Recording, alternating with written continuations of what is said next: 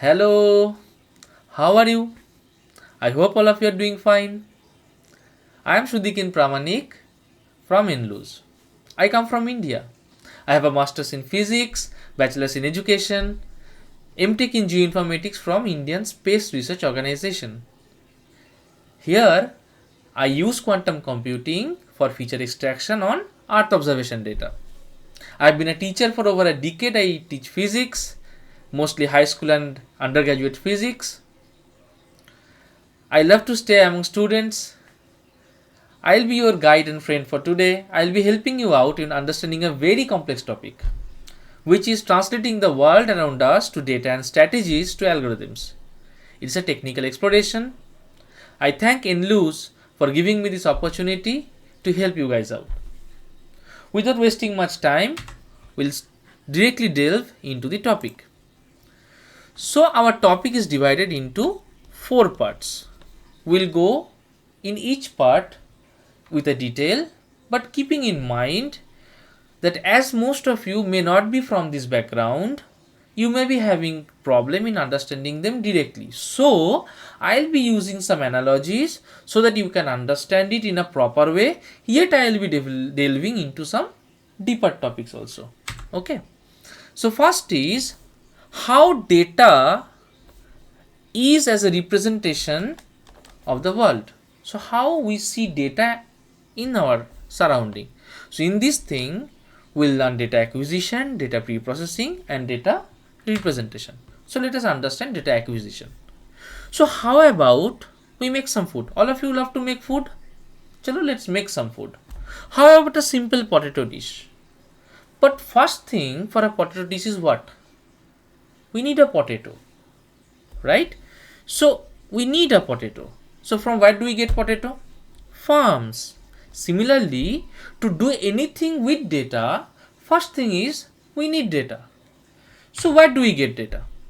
So how can we collect real world data? Think of a sensory device that you have since birth which can collect data. Think. Right. You have your eyes which can see, your nose that can smell, your skin that can feel, and your ear that can listen. We all know this, right? So what type of data are they? Okay, to understand that, we have to discuss more on it. Let's take for an example our eye. So what do we have? Light enters through the lens and falls on the retina. Then what does the retina do? The retina has photosensitive cells. What are photosensitive cells? Cells that responds to the amount of light falling on it. Okay, because it is sensitive to light, those cells are known as rods and cones. Now these photoreceptors convert the light energy to electrical energy. Then what happens? Then these electrical energy are actually electrical signals which we may as of now call as analog electrical data. They are transferred to brain. The brain stores them in neurons as synaptic strength. So what did we understand? Light enters from the lens, falls on the retina. Okay, this is the black spot. It falls on the retina somewhere. Suppose it falls here. Now here it is converted to electrical signals. These electrical signals pass to the brain and it is stored somewhere in the brain.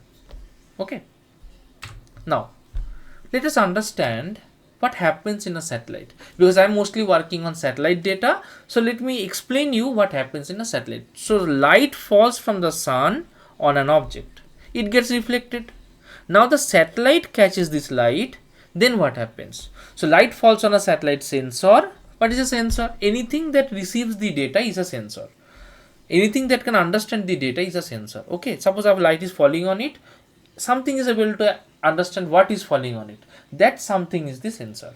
So it is then converted to analog signals at the sensor output. So suppose this is a sensor. Light falls on the sensor. Sensor gives you an output.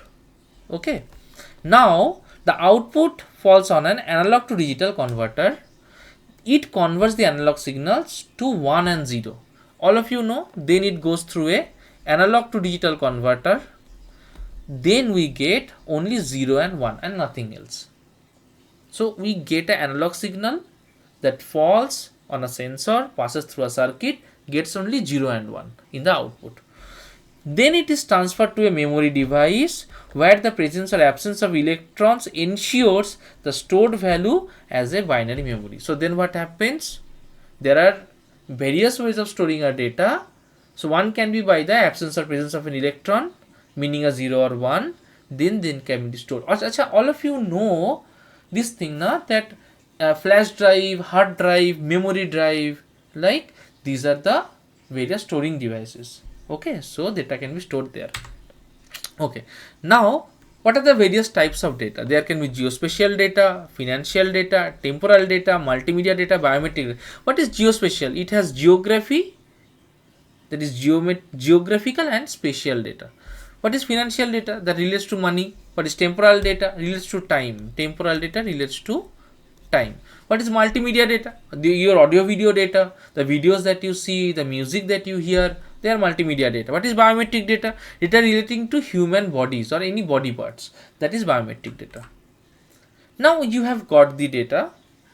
So suppose you went to a field, you picked up some potatoes from the field. So how is the potato? The potato has the potato bulb, then it has the leaves with it, right? Now suppose you want to make a dish of potato. Can you put this whole potato and eat it? You cannot, na? So now we have collected data, that's fine, but can we use the data as we have collected? It is like you have picked up a potato from a field, but can you eat it directly? No, right? So you need to wash it, peel it, remove any unwanted portions. This is what is similar to data preprocessing. So what you did is that you took the potato from the field, you processed the data. Okay, you processed the data before actually using it. That is the pre-processing. So data pre-processing is a series of operations to ensure that raw data, what is the raw data? The initial data that the satellite has taken, to become usable for algorithmic modeling. So we want to do some process on the data, right? Now in pre-processing, we'll use that end part of the satellite data, then we'll do some cleaning and stuff on it, then we'll get a processed data, right? So what are the various things? That can be data cleaning, that is handling missing data, removing some noise, doing normalization, standardization. There can be data transformation where we do encoding of a categorical data. There can be range compression. There can be feature selection and dimensionality reduction. What is dimensionality reduction? See, suppose I have a satellite data which is having 250 bands. Now to process the 250 bands is very difficult for a normal computer. So we need to reduce the number of bands, yet we need to understand that when we are reducing the number of bands, it should be such that we don't lose a major part of the data. So we do feature selection and dimensionality reduction. Then we do data augmentation, then we do data integration. These are the various processes in which preprocessing can be done. Now we have taken the potato from the field, we have cleaned the potato. Now what is the next step? Shall we directly put into the oven? No, na. Suppose I have a bag of potato. What do? We store them. So that is the data representation.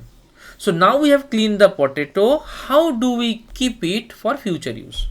Yes, we can store it as a whole in a shelf, or we can store it in bulk in a large sack. So which is better? Storing in a shelf is better, or storing in a large sack is better?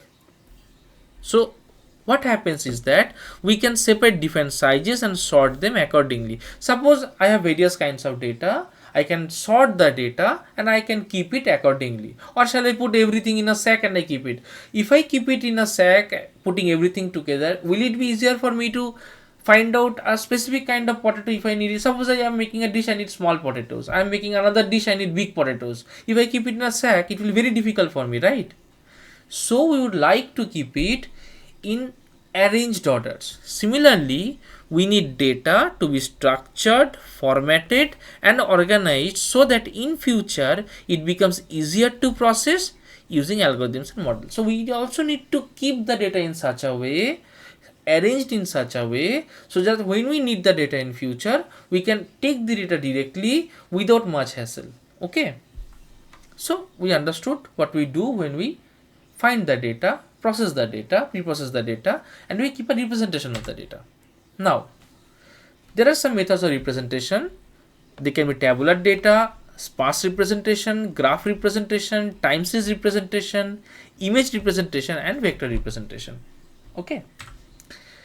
Now let us move into part 2. So we have got the data, we have cleaned the data, we have kept the data aside. Now we are looking at strategies as computational models. So what are they?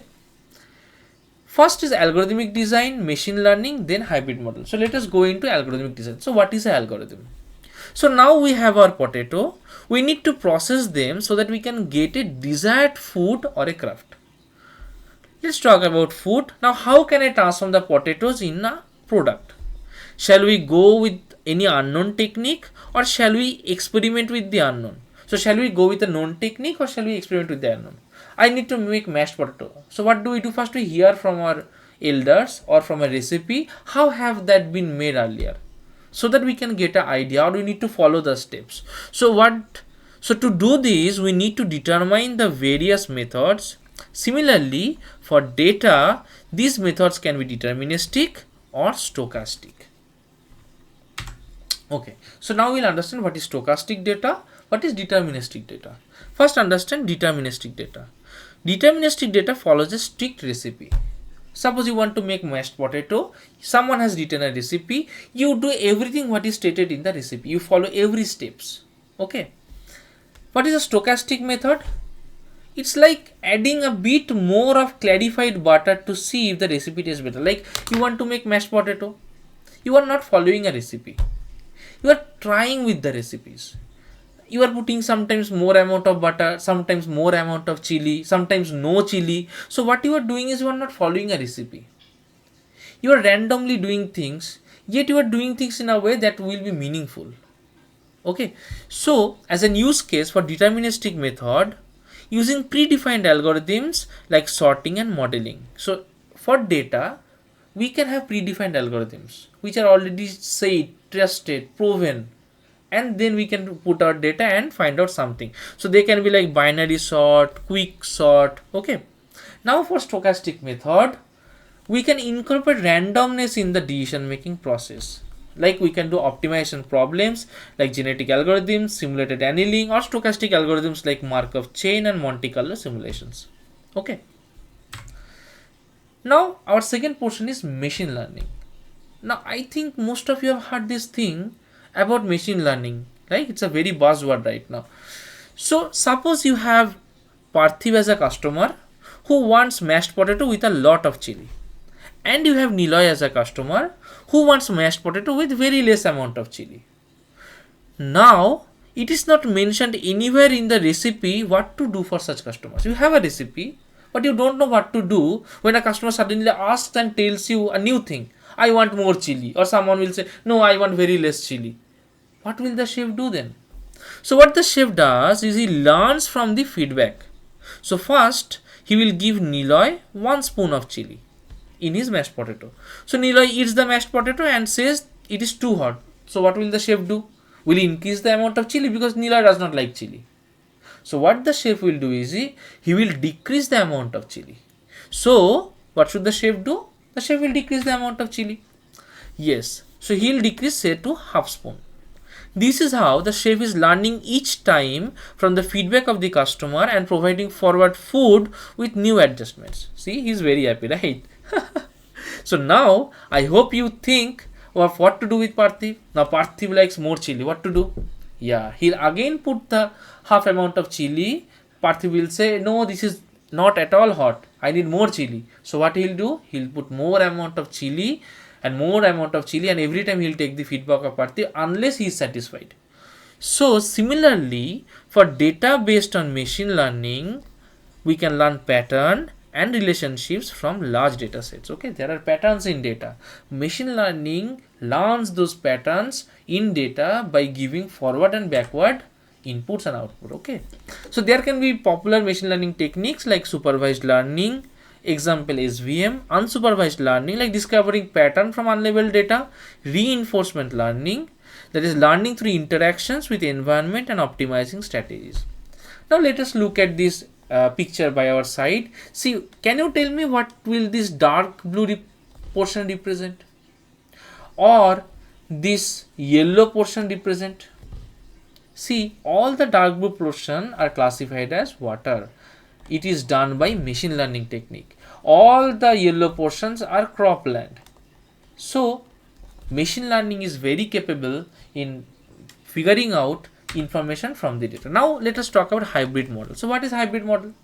Now suppose the chef knows that Niloy eats less chili in mashed potato. We remember Niloy? Just we talked about Niloy. So Niloy does not like chili. So he eats very bland food. Now he wants potato chips.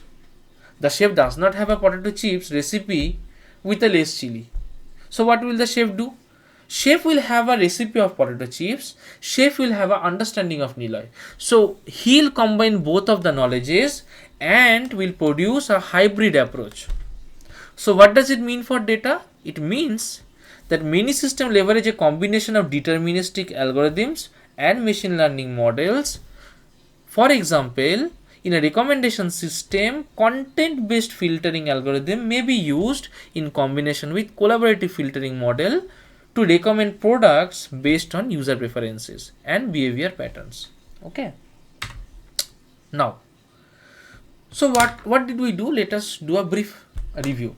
We got data, we processed data, we kept the data. Then we took the data, we used some algorithms, and we use some machine learning models to find out some information from the data. Now, how about the complexity of getting those results? So, what is complexity? Complexity means, suppose for time, how long duration it is taking. Suppose for space, how much memory space it is taking.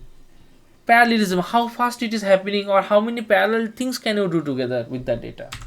So, let us talk about time complexity. So now let's talk about a business firm who wants a mass produced chips. Now suppose to complete one batch of, he needs a time of 6 hours.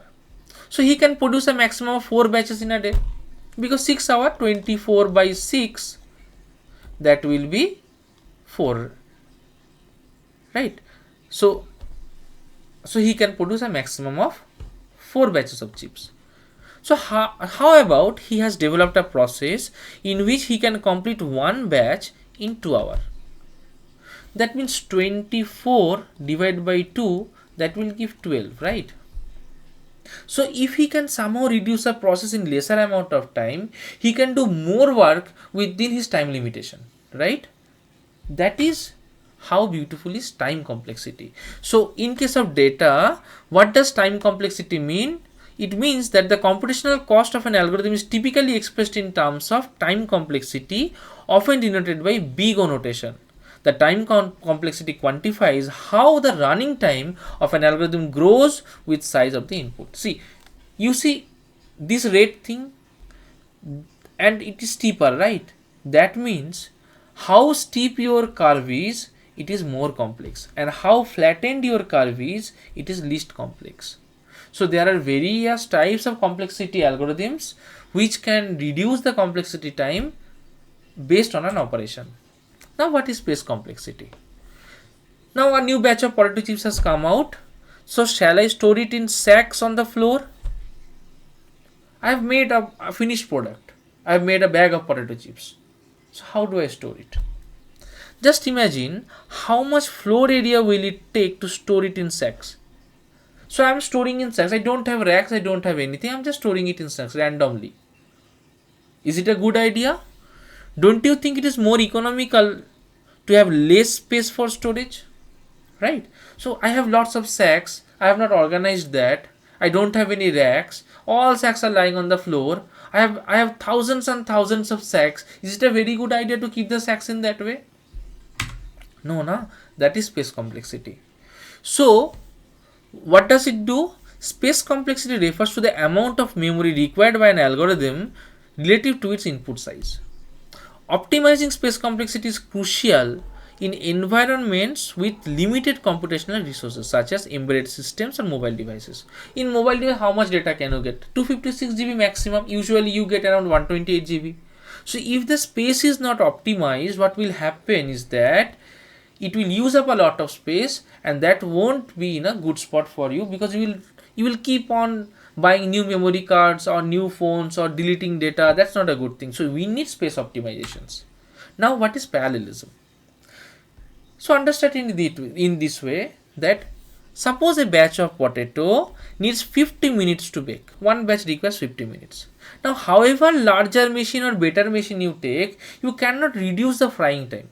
That is fixed for a potato. You can, for packaging, for processing, you can do a lot of time. You can reduce the time, you can do things, but for frying of the chips, 50 minutes is required. You cannot reduce that.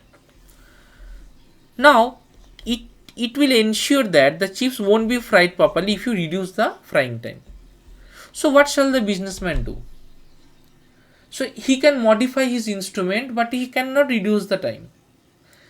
So what he will do is that he will set up many small manufacturing unit in place of one large unit, so that he can fry more chips parallelly in a small batch, ultimately gaining a large volume. So what he will do, he will not make a very big machine. He will make small machines. All of the machines will take 1 hour for the potato fry, and he will make many batches of potato. At the end, he will collect all the potatoes and make a large volume from these individual small volumes. In that way, see how many number of batches he is making, how fast it is happening in terms of volume, though he is giving small batches in small parts. This is parallelism. So what is parallelism? We usually take a task, do one after the other, and get the solution. What he is doing is that he is breaking the task into small portions. Then they are processing the same step, and then ultimately the entire collection of the result is his final collection. So MapReduce, for instance, is a distributed algorithmic framework used in big data environments to process large data sets. Similarly, GPU-based computing is often employed in deep learning to accelerate matrix operations via parallel execution. I hope you have heard about NVIDIA. What is NVIDIA? NVIDIA is using GPU computation. That is, he is distributing the task parallelly and getting the result much faster.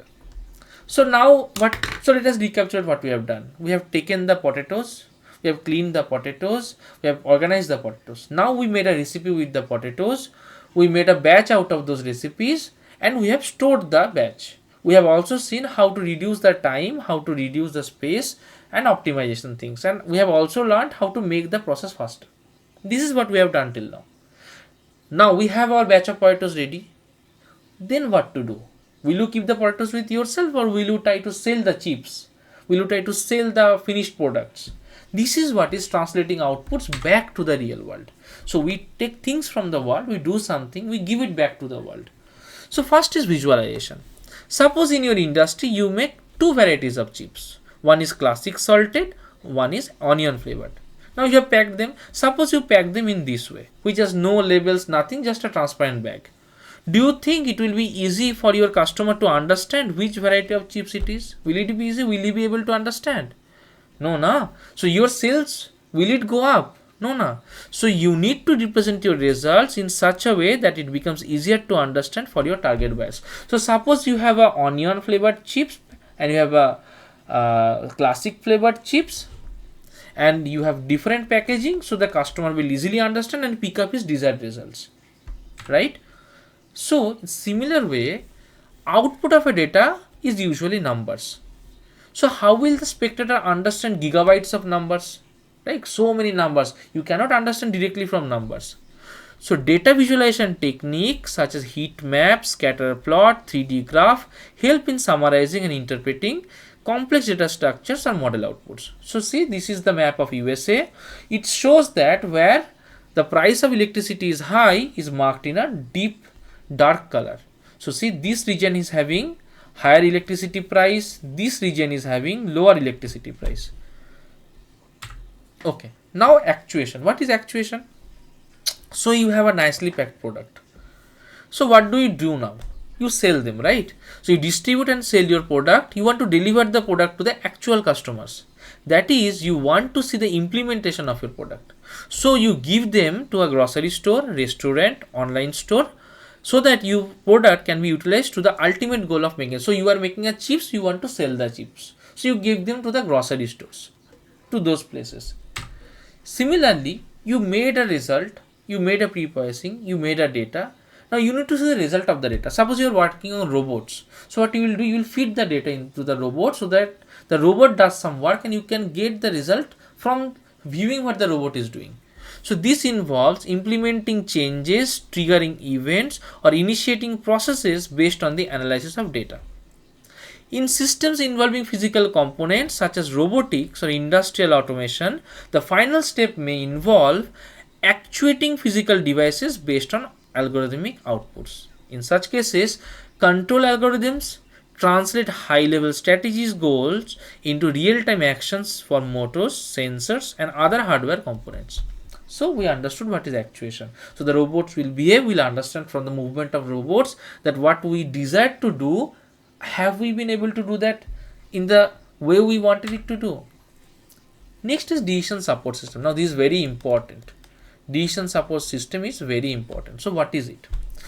So your chips are sold, the stores are placing orders for more amount of onion chips than classic chips. So what do you understand?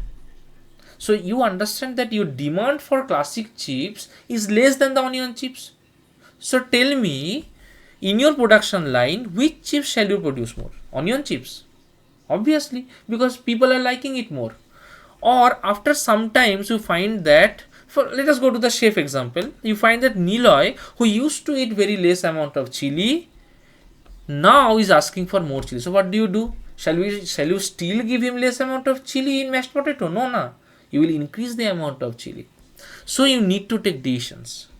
That means you need to have a decision support system that will analyze and produce decisions based on your informed analysis. In the similar way, in decision support system, for real world data translated into the machine data, decision support system incorporates model management systems that simulate the real world systems to enhance understanding and identify improvement opportunities. So what to do with the data? What the decision management systems tells us that which things to look into, which decisions to take, which are the correct ways of handling things. So organizations utilize these models to predict how outcomes will shift with various adjustments, particularly for complex, costly or hazardous systems. So they cannot be fully explored in reality. We have various techniques of MCDM. What is MCDM? Multi-criteria decision making. We have algorithms like HP, TOPSIS, which help in fulfilling the decision requirements. So in conclusion, the journey of the potato from farming to the finished product, I hope it explains in a very easy way, parallels the process of translating real world data into data and algorithms. So I hope the analogy I used was able to make you understand the topic in a much easier way. So each step from cultivation and harvesting to processing and distribution reflects the complexities and strategies involved in creating actionable insights from raw data. So ultimately leading to a product that meets customer needs and preferences. So I hope you understood what I have tried to tell you. Thank you. I have been very happy being able to help you all. Looking forward for more events to come. Stay connected. Bye bye.